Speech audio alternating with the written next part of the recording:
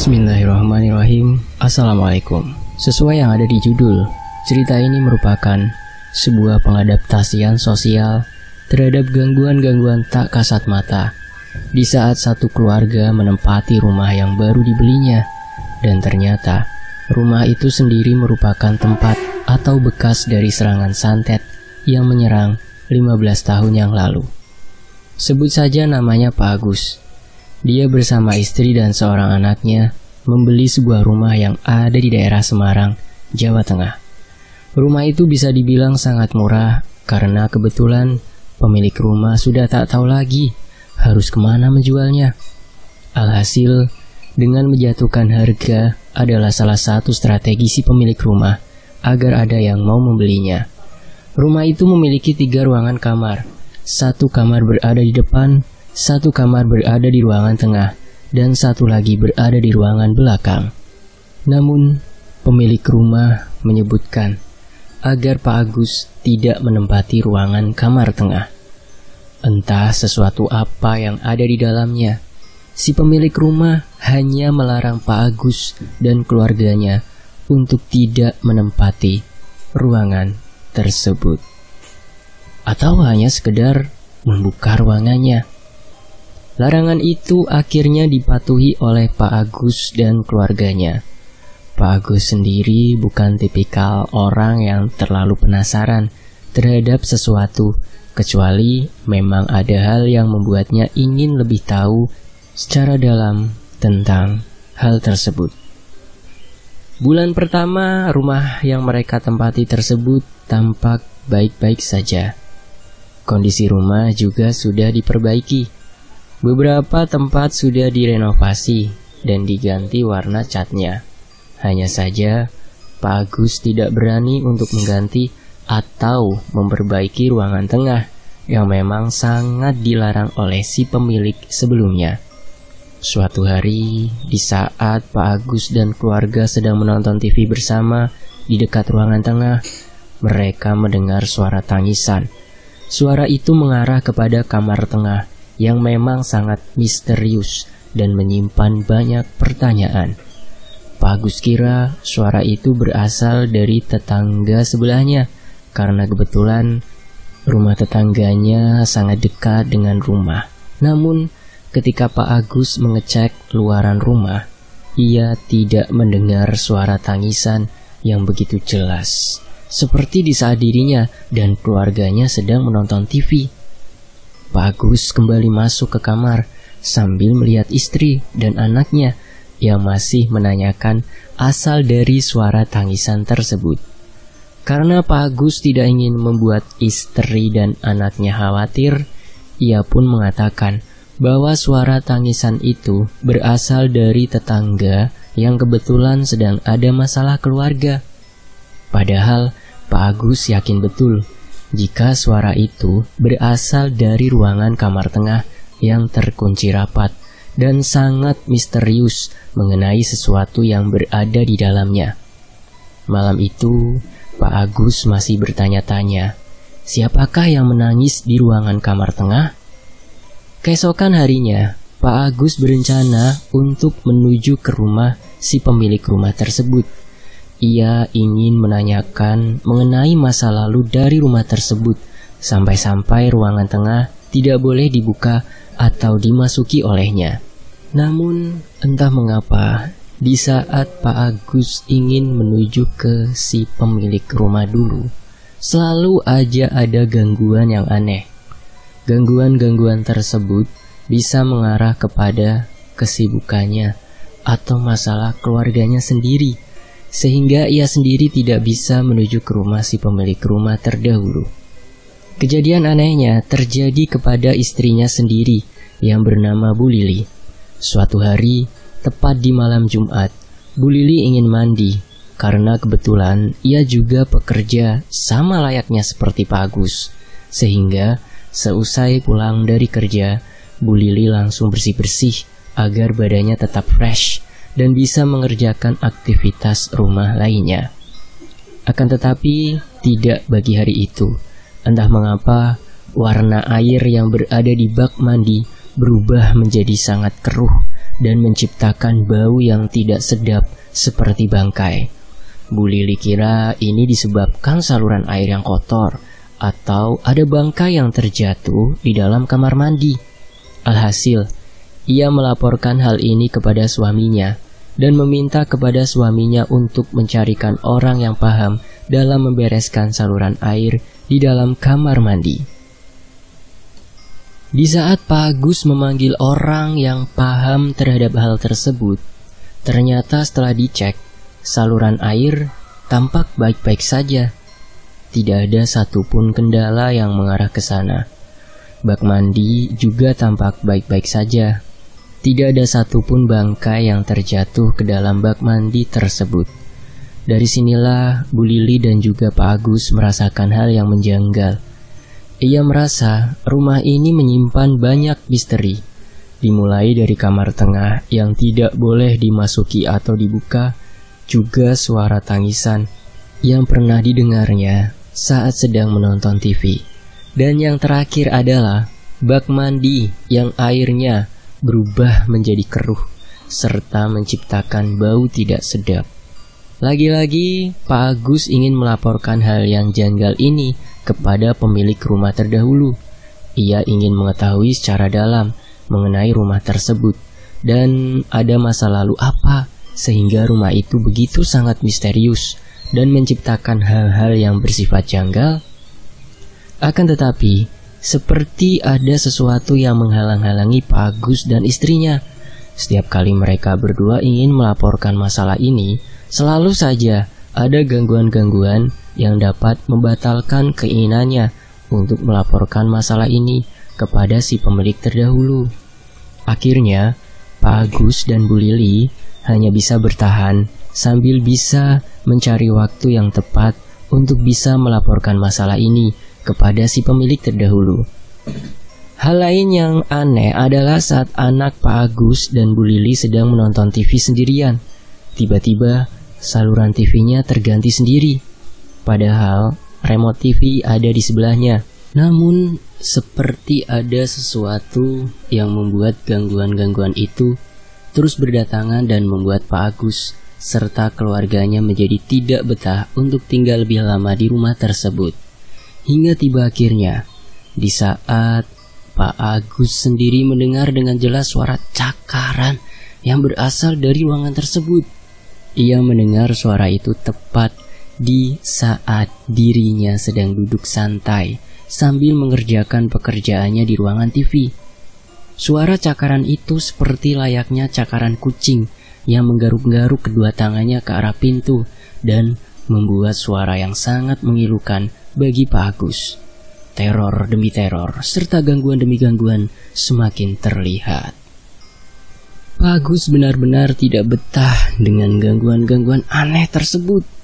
Ia meyakini jika kamar itu menyimpan energi gaib yang tidak bisa diketahuinya. Ia sendiri sudah seringkali melihat hal-hal yang bersifat misterius dari sekitaran rumah tersebut. Hingga akhirnya, sesuatu yang mengerikan benar-benar terjadi. Tepat di tengah malam, saat Pak Agus akan tertidur, dia mendengar suara tangisan kembali.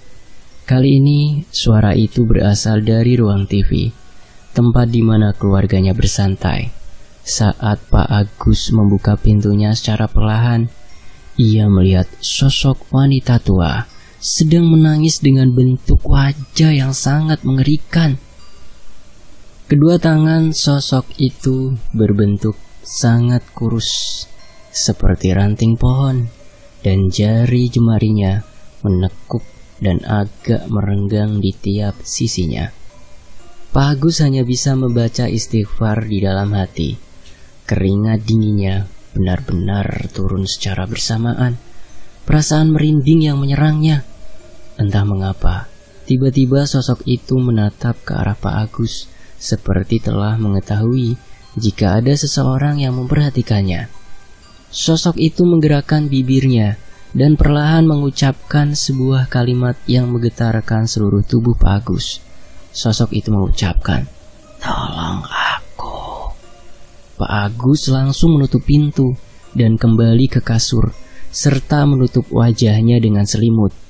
Istrinya yang sudah tertidur tiba-tiba terbangun karena terkejut melihat Pak Agus yang sedang menutup tubuhnya dengan selimut sambil ketakutan. "Pak, Bapak kenapa?" Pak Agus pun langsung membuka selimutnya, melihat istrinya telah berubah bentuk wajahnya seperti sosok yang berada di luaran kamar. "Setan! Pak, istighfar, ini aku istrimu. Pergi, jangan ganggu aku." "Pak, istighfar, Pak!" teriak Pak Agus. Pak Agus pun membuka matanya sekali lagi, dan kali ini yang ia lihat benar-benar istrinya. "Astagfirullah, ada apa, Pak?" "Bu, aku lihat setan di ruangan TV. Entah sosok apa itu, tapi ini ada kaitannya dengan suara tangisan yang kita dengar di ruangan tengah itu." Istri Pak Agus pun mempercayai hal itu. Ia meyakini perkataan Pak Agus dikarenakan jam sudah menunjukkan pukul 1 pagi. "Jadi kita harus bagaimana, Pak? Apa kita harus pindah rumah?" "Besok kita harus ke pemilik terdahulu rumah ini, Bu." Istri Pak Agus hanya mengangguk faham. Lalu ia pun menyuruh Pak Agus untuk tertidur kembali, agar keesokan harinya bisa pergi ke pemilik terdahulu rumah yang ditempatinya. Tepat di jam 10 pagi, seluruh keluarga Pak Agus mendatangi rumah si pemilik tersebut. Nama si pemilik rumah itu adalah Mbak Imas. Ia adalah orang yang mewarisi rumah tersebut. Mbak Imas tinggal sendirian di rumahnya. Entah di mana anggota keluarga lainnya. Namun raut wajah Mbak Imas seperti telah mengetahui maksud kedatangan Pak Agus dan juga istri serta anaknya. Alhasil, pembicaraan mengenai rumah pun dimulai. "Mbak Imas, sebelumnya kami ingin bertanya, ada apa dengan ruangan tengah yang tidak boleh dimasuki itu? Apakah ada sesuatu yang tak boleh kami ketahui?" tanya Pak Agus. Mbak Imas menghela nafas sebentar. Ia pun kemudian menatap ke arah Pak Agus dengan tatapan yang penuh dengan perasaan haru. "Kamar itu adalah ruangan ibuku," ucap Mbak Imas. "Ibu Mbak Imas?" tanya Pak Agus. "Ibuku adalah korban serangan santet 15 tahun yang lalu." Pak Agus dan istri terkejut mendengar itu. Ternyata rumah yang ia tempati dahulunya adalah rumah bekas serangan santet 15 tahun yang lalu. Mbak Imas pun kembali melanjutkan ceritanya. "Sampai suatu hari, anak-anakku juga menjadi korban dari keganasan santet itu. Semua keluargaku meninggal dunia, kecuali hanya aku yang masih hidup sampai sekarang. Innalillahi, kalau boleh tahu, siapa yang menyantetnya?" Mbak Imas hanya menggeleng-gelengkan kepalanya. Ia sama sekali tidak tahu siapa manusia biadab yang membunuh seluruh keluarganya. Dan ruangan tengah adalah saksi bisu dari serangan santet 15 tahun yang lalu. Tiap malam hari, di ruangan itu selalu terdengar suara tangisan ibuku yang merintih kesakitan. Maka dari itu, aku menguncinya selama 15 tahun dan berusaha untuk menjual rumah tersebut karena kutukan itu belum benar-benar selesai. Pak Agus memahami apa yang dirasakan oleh Mbak Imas. Namun yang merasa ia sesalkan adalah Mbak Imas tidak terbuka akan masa lalu terkait rumah itu. "Aku minta maaf jika kalian benar-benar terganggu.